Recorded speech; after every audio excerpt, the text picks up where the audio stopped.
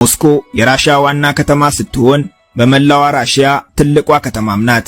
12 ሚሊዮን ዜጎች ይኖሩባታል። የራሽያ የፖለቲካ የኢኮኖሚና የባህል ማዕከል ናት። የክሬምሊን የቀዩ አደባባይና የቦልሾይ ቲያትር ቤት መገኛ ናት። ሞስኮ እጅግ ንጹህ ውብና ርካሽ በሆነው የባቡር ትራንስፖርቷም ትታወቃለች።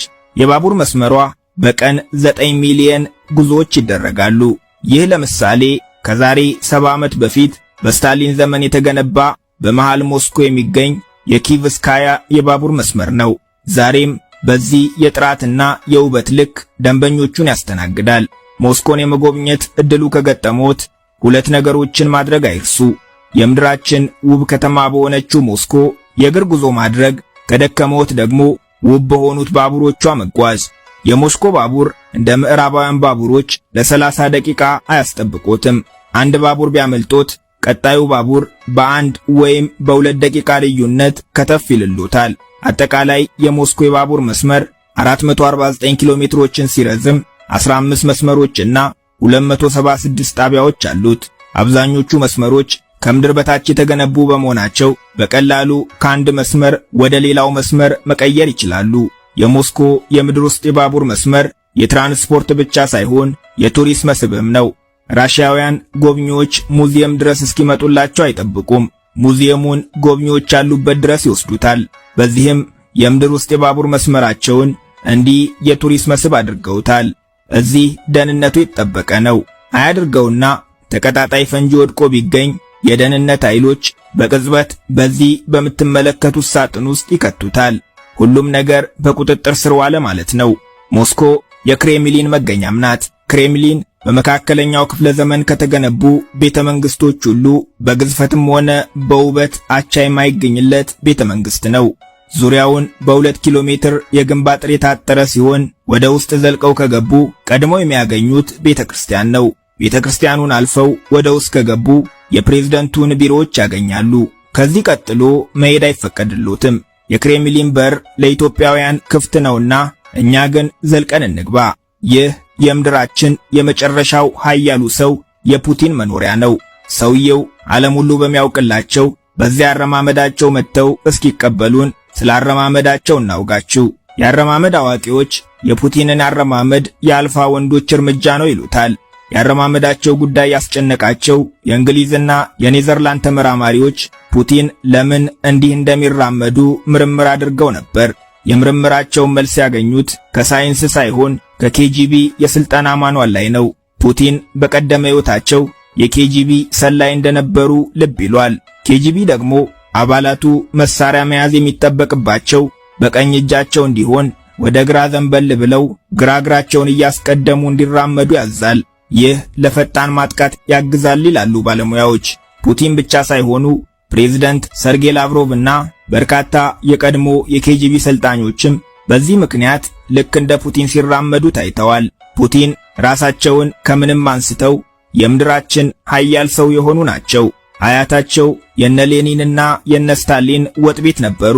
ፑቲን ገና ተማሪ ሆነው ድንገት ብድግ ብለው የኬጂቢን ቢሮ አንኳኩ። ምን ነው ሲባሉ ሰላይ መሆን እፈልጋለሁ አሉ። ያዩዋቸው ሳይገረሙ አልቀሩም። ያኔ ገና የሃይስኩል ትምህርታቸውን እንኳን አልጨረሱም ነበር። ኬጂቢ ሰዎች ጠይቀው ሳይሆን ልዩ ዕውቀትና ክህሎት ያላቸውን ሰዎች መልምሎ እንደሚቀጥር ነግረው ሰላይ መሆን ከፈለጉ ቢያንስ በሕግ ዲግሪ ይዘው እንዲመለሱ ነግረው ወደ ቤት ሸኟቸው። ሰውየው ደረቅ ነገር ናቸው። ከ7 ዓመታት በኋላ የሃይስኩል ትምህርታቸውን ጨርሰው በሕግ የመጀመሪያ ዲግሪያቸውን ይዘው አሁንስ ሲሉ ዳግም ወደ ኬጂቢ ቢሮ አመሩ። ፍላጎታቸው ሰምሮ ከሰላይነት አልፈው በሚወዱት የስለላ ሙያ የኮሎኔልነት ማዕረግንም አገኝተውበታል። ሲያሻቸው ፈረስ ጋላቢ፣ ዋናተኛ፣ የጁዶ ተወዳዳሪ፣ ሞተረኛ፣ አዳኝም የሚያደርጋቸው የኬጂቢ ባለሙያነታቸው የሰጣቸው ሁለገብነት እንደሆነ ይታመናል። ዛሬ ላይ ማንም የምድራችንን ኃያል ሰው ጥራ ቢባል አንድ ብሎ የሚጀምረው ከፑቲን ነው። የፈረንጆቹ ሚሊኒየም ከጠባ ይኸው እስከ ዛሬ ራሽያን እንደ ገዛ ቤታቸው ያዙባታል። የፈራረሰችውንና ደካማ የነበረችውን ራሽያ ተቀብለው በወታደራዊ አቅም፣ በጂኦፖለቲካዊ ተጽዕኖና በኢኮኖሚ የዓለም ከባድ ሚዛን አድርገዋታል። ፑቲን ከራሽያ ውብ ከተሞች አንዷ በሆነችው ሴንት ፒተርስበርግ ነው የተወለዱት። ከተማዋ የራሽያዋ ቬነስ ነው የምትባለው። በውሃ ላይ የተገነባች ስትሆን ታላቁ ጴጥሮስ አምስተርዳምን በራሽያ ለመገንባት አቅዶ የቆረቆራት ከተማ ናት። በአርኪቴክቸር በሙዚየምና በቲያትር ቤቶቿ ትታወቃለች። የሴንት ፒተርስበርግ የምድር ውስጥ የባቡር መስመር በምድራችን ላይ ጥልቁ የባቡር መስመር ሲሆን ወደ ታች 100 ሜትር ይጠልቃል። በራሽያ ኃያልነት ከተስማማን ከኃያልነቷ ጀርባ የሚገኘው ኃይል የነዳጅ ሀብቷ ነው። በቀን 10 ሚሊዮን በርሜል ነዳጅ ማምረት የምትችል የዓለምን የነዳጅ ዋጋ የመወሰን አቅም ያላት ሀገር ናት። በዓለም አቀፍ ደረጃም ሶስተኛዋ ትልቋ የነዳጅ አምራች ሀገር ናት።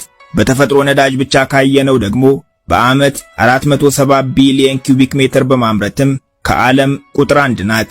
60 ከመቶ የአገሪቱ ኤክስፖርትና ከ30 ከመቶ በላይ ዓመታዊ ገቢዋ ከነዳጅ ሀብት ጋር የተገናኘ ነው።